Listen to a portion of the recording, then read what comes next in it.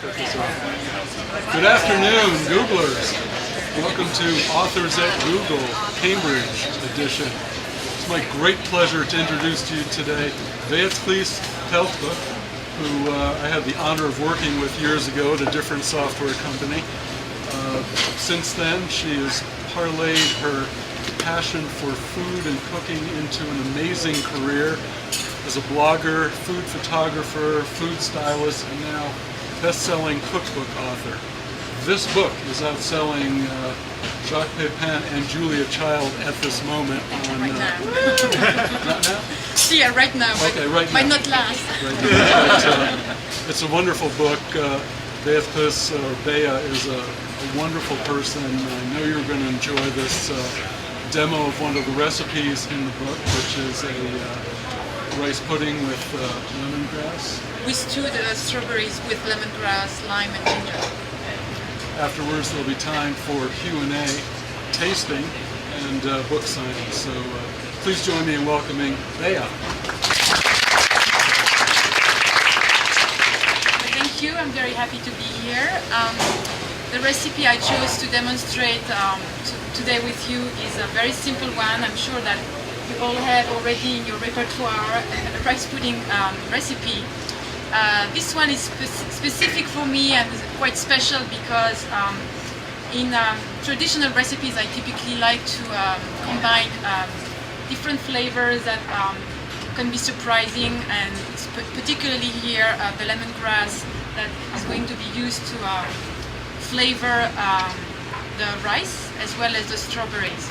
So it is a very simple recipe, something that I think is always nice to make at this time of year when you have seasonal fruit like berries. Here it's strawberries, but you could definitely do that right now with rhubarbs and other fruit. And but it's also a recipe you can do in the winter when you have apples. It's I think the quintessence of comfort food, if you want my opinion. So the recipe has three major steps. One in which you're going to lightly toast almonds. These are sliced almonds. You could also use slivered almonds. I actually just recently found out that this was called a sliced almond. I used to think that they were slivered almonds, so with room to learn. The second thing is stewing the fruit, which have been diced here finely. The purpose here of dicing them finely so that specifically for small servings like that, they're actually gonna fit well the glass that you use. This is obviously a sampling portion, but you can at home use small water glasses. There are a great selection of glasses that I don't know if I can say names, but Akia's got good ones. And the third one is obviously the rice. The rice takes the longest time, so I suggest that you get it going and get the. I mean, in the book I actually mentioned doing the almonds, the fruit, and then the rice. But you can really change the order as you wish. The recipe, I believe, is best eaten lukewarm. Some prefer, and again, that's a question of preference. Some people prefer when it's cold, so people put that in the fridge. I myself like when it's lukewarm, so you just choose again what's best for you. Bearing in mind that once the rice is cooked, if you put it in the fridge, it's going to thicken more and absorb more of the liquid, which is why my tendency goes to eating it lukewarm so that it's more of the silky texture. So let's get cooking. So the first thing is putting the fire on your stove. I can do that. Right. So you just take those almonds and then you just put them in your pan, making sure that you check regularly so that they just stay toasted. So this is a very pretty straightforward thing to do. So I would do like 3 to 4, making sure once actually it starts getting brown, you don't want to let it burn. So you just really should not forget on the stove. And the result is these things here. Where are my almonds? here. Okay. So this is what you end up having. Okay. I'm going to do that now. I'm gonna leave that. Okay, I can't put that to simmer, but that's all right. The second thing is doing the strawberries. So you take a big pot. Once you have diced your strawberries, put them in a pot like this.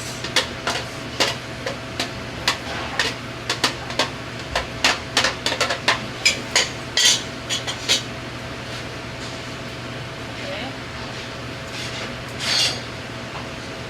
It's starting already here. I have to keep an eye on this one because I can't really turn that down. So here you're gonna add some water, some sugar,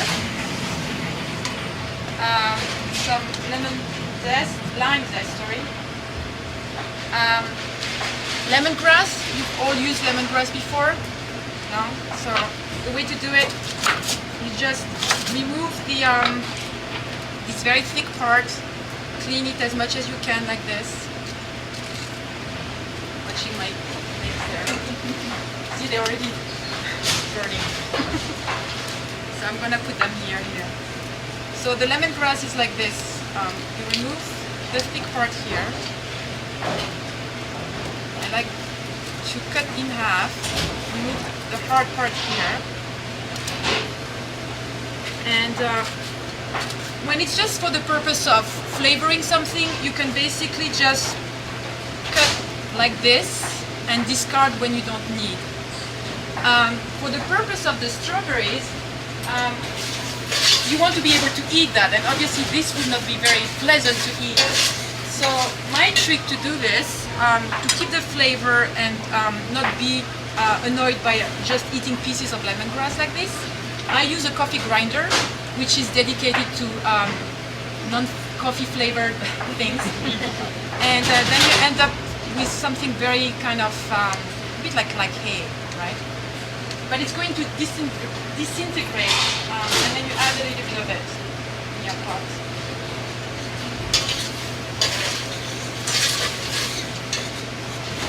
And then you just put this to medium to low, just a very gentle simmer, and you're going to stew this very lightly for 5 minutes maximum, because obviously strawberries are very soft. You want them to keep still the shape, but still feel soft and stewed. So just, stir like this. Okay, so that's keeps going. Very hot. And the rice. So the first thing is to take your milk. So this is like 2 cups and a third of whole milk. The same, a little bit of lime. And for this part, I actually do not mind using, like I said, this, because I will discard it once the rice is cooked. So add this to my pots, and a piece of ginger, so about an inch. Again, doesn't matter how you slice it, because this will be discarded. This. Okay. And you should actually get this to a boil. Okay. So, it's hot.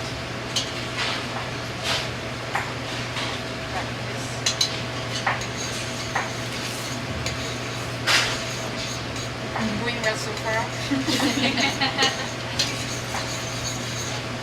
Okay, so just the strawberries maybe a tiny bit. This heat is quite high, so I need to watch it. And what you need to do then is to prepare your rice. So this recipe, or inside the book, I actually mentioned carnaroli rice, which is a type of risotto rice. You could also use arborio, which might be this one. It doesn't really matter. Some actually countries too. I'm just back from Ireland, and I actually found a bag specific for rice pudding, just to show you actually that in some countries rice pudding is just a whole institution. So just to prep it, I suggest rinsing the rice under cold water, and once your milk reach boiling point, which it will in a minute. So this is like way too hot already. So I'm just removing that now. So once this reaches boiling point, I'm going just to slowly pour the rice in, lower the heat, and stir regularly until most of the liquid is absorbed. So the trick here is really how to make that simmer. I don't know. Alright, because obviously you do not want milk just to get off the pan. It's a pretty good pan. Okay. So this will take about 30 minutes. And obviously for the purpose of this demo, I'm not going to make you wait until the rice is just... But it's kind of nice to see that actually somehow, whenever I make this recipe, I always think, oh, there's really too much liquid, but it falls together. So don't feel scared that you think there's too much liquid in comparison to how little rice you put in. Eventually it will come together. And it's actually nice to keep it on the runny side because again, once it's cooling down, it will get thicker. It's actually the same principle if you've ever made risotto. You know, if you let it cool and sit, it will get thick. So I'm just stirring, and I prepared one that you can see.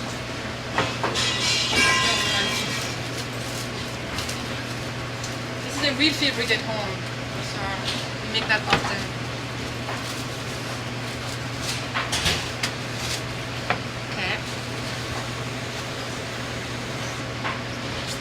Coming back to this one, and again, I just heard in the kitchen when they were preparing, they burn it, just meaning that you, again, do not leave that unattended, thinking you have other things, it's going to happen on its own. It doesn't sometimes, especially depending on the kind of pot you use. If the heat is really, or if the pot conveys much more heat than other pots, you could actually end up with burnt rice. So it's best to go slower, so put it on as low as you can, your stove can, rather than burn. So this is the rice that you end up having. In this one I already added the coconut milk because at the end I finished with coconut milk and sugar. Okay. And I also have discarded in this one the lemongrass and the ginger. The lime stays in because it's been finely chopped, so it's been absorbed by the rice again. So you do not get tiny bits that are uncomfortable to eat. So this is the rice, you can see. This one I just prepared before coming here. I'm gonna stop this because it's really flowing. And I like it at this temperature because it's not cold. So pretty much your recipe is done. Now you have the rice pudding ready, sweetened, flavored with lemongrass and lime and ginger. You have your stewed strawberries, and the finishing touch is actually to take the stewed strawberries here, and that actually gives you this very lovely juice, you know, it's very nice. And add some fresh one for a contrast of texture and temperature. So typically I would let that cool a little bit. This is hot, obviously, but I'm going to do that anyway. Right? So again, you would do that with any kind of fruit. This is actually, by the way, lovely in the morning too, if you like granola and plain yogurt. I always have a pot of these things in the fridge for my breakfast in the morning. So imagine you have a big serving glass, and actually I will probably make it on a plate here, but you could serve it for a more dressed up dessert, again layered in a small glass, which is very lovely, or in the more rustic kind of way. You're going just to plate the rice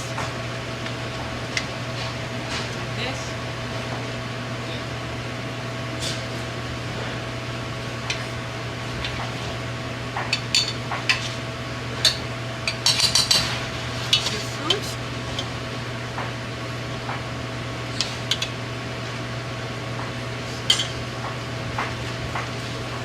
toasted almonds. Et voilà, this is your rice pudding. So that's it. So for you to sample here, I have small individual portions, and you feel free just to have one. I'm just going to pass them around. Maybe you have questions as well, so I'm very happy to answer questions about this recipe or anything else about the book or whatever you want to know. Yes? How hard is it to separate out the ginger and the lemongrass From the rice? Yeah. You mean once it's cooked? Yeah. It's not actually. What you need to do is let it. That's why I prefer to cut very big piece and not make it so small that you're not able just to find it in the rice. So my way sometimes is even just to cut like this, slice it, and then you just take either like a fork or a little what's that called, tongs, and then take it out. Yeah. This one is a little cold because I made it last night. So if you want a warmer version, I'm happy to give you one as well.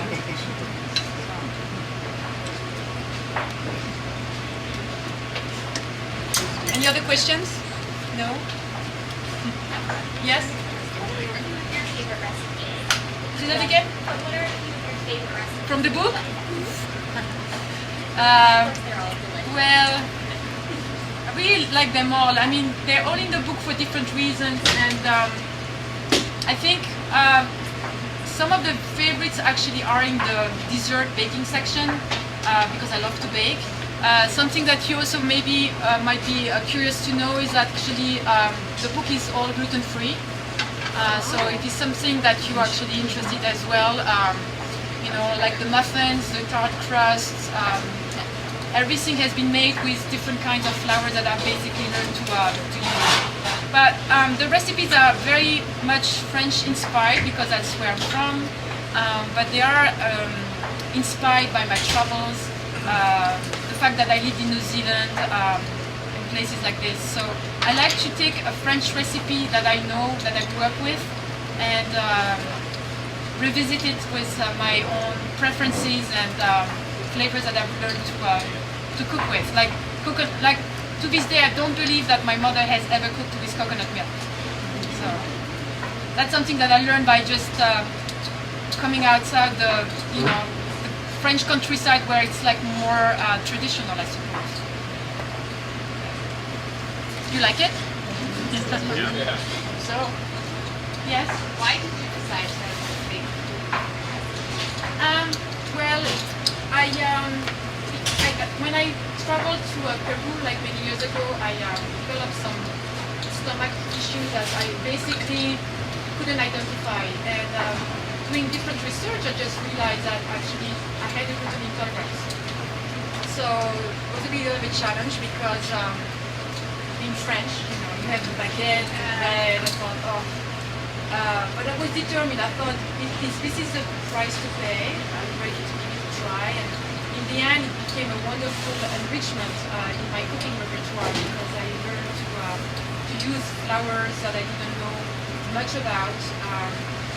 Most of those flours also have much more nutrients, protein. So in the end, it made me a better cook, it made me a better baker. But it was challenging at the beginning because obviously, if you like to bake, especially I love to make tarts. In France, we eat a lot of vegetable tarts. The crust, if you just think about the ratio that you are used to or familiar with, and try to convert it to gluten-free flours, it doesn't work. Because everything is crumbly, doesn't stay together. So it's just basically you need to, or I had to learn to develop formulas that work for what I knew how to cook before. So that's and then I could have perhaps tried to go back to eating with gluten, but first of all I felt so much better that there was no question. And then really I really enjoyed just the flavors more, and it became really a plus rather than a minus.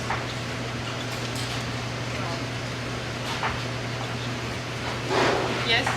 I was looking through the book initially. I like, wow, the food photography is Yes. awesome in the first too. I was just going to say, how did you learn food photography? What got you into that?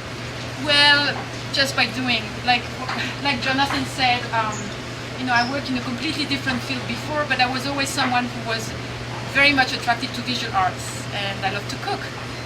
So the day I decided to start a food blog, funnily enough, the first article I ever wrote was about food photography, and I was fascinated, I remember, reading about the fact that people had a profession as food photographers. So I thought, wow, that's very cool. So I did like perhaps a lot of people do. When you want to do something, you just look at who are the people you admire, or what would you like to achieve. So I looked at the food magazines that I liked, because all along, before even starting blogging, I had I was subscribed to so many food magazines, like cookbooks. I have piles of cookbooks at home. And I just thought, okay, I like those pictures and I want to be able to do that. So I started with a point and shoot camera, which very quickly became a little frustrating because I could not achieve the results that I wanted. And I moved to SLR, and I did, funnily enough, in my previous life, I used to translate manuals. And I used to hate to read manuals. But when I bought my camera, and I realized actually the best way just to learn is just to read the manual, how to use this thing. So it was a bit of an irony, because I used to think, nobody ever reads those things. I'm actually using them. So I just worked hard. I must say, I really put a lot of my passion, a lot of efforts. It's a trial and error process. My first pictures were horrible. But then I learned to understand light, because picture, and especially food photography, is all about light. But I exclusively shoot natural light. So I learned to know when is the best time of the day to shoot, and how to make food look yummy by working with the light. But it's basically, I'm completely self-taught. I think my passion was my drive. And I love to cook and eat, so. I'm curious where you look for inspiration. For so long, you've made many, many recipes by now. Where do you go to look for new inspiration and new recipes? Well, one of the things, like everyone, I'm sure when you do something a lot, you get, like you said, you suggested, you get saturated. Obviously, I'm constantly in touch with trends or what other people do in magazines. But my biggest actually inspiration is actually traveling. Whenever I travel, it's almost like you break the pattern. You just disconnect a little bit with this kind of routine that you put yourself in. And like I said, I'm just back from a trip to France and Ireland, and even if, of course, here I eat very similarly to the way I would eat it in France, but of course they have different ingredients, they have different meals that they enjoy, and when you go to people's house, and then all of a sudden this woman makes this granola, I'm thinking, oh, did she make that? What's this thing in your granola? So it's just basically pulling inspiration by being curious about what you eat in other people's house or in restaurants. So it's a combination of those things, and like I said, I think travel is a big one, because it just gives me a different perspective on understanding or trying to be creative again.